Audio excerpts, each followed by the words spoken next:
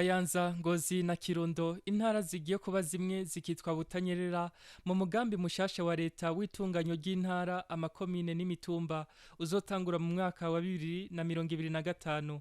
Baburamatari bagize izo ntara zitatu bagiye hamwe ku munsi wa gatandatu itariki 12 Myandagaro uno mwaka, bakoranya abavukantara harimwo umukuru w'inama nshingamateka, umushikiranganje w'intwaro yo hagati mu gihugu n'abandi bashikiranganje b'imvukira, abashingamateka n'abakenguza amateka, intwazangabo, abasitanteri n'abandi, mu ntumbero yo kuganira, kumenyana, kumenyerana na cane cane mu gushira mungiro no kumenyekanisha itegeko rishasha ry'uwo mugambi. Umushikiranganje mu vyajejwe harimwo intwaro yo hagati mu gihugu yateye akamo indongozi gukorera hamwe no guharanira ineza y'abene gihugu.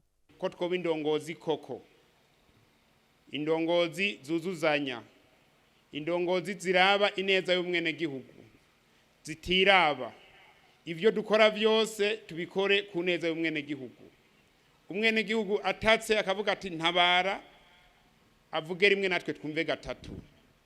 Ntiturabe hirya, haba mu bisata vyose, mu ntwaro, mu nyamiramabi, eka no mu butungane.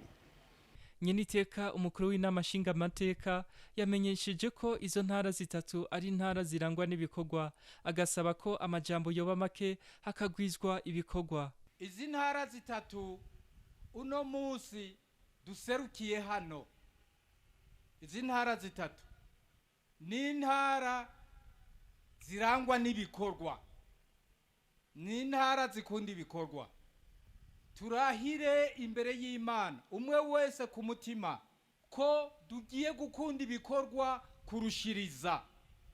Tuvuga amajambo make mugabo n'ibikorwa vyinshi. Umwe wese ku mutima wiwe.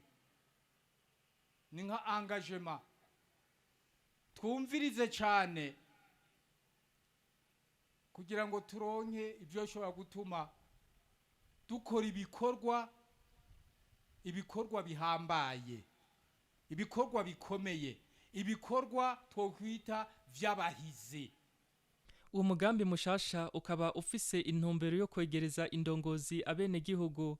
Mwomenya ko intara ya Butanyerera izoba igizwe n'amakomine 8, icicaro gikuru naco kizoba kiri Ngozi.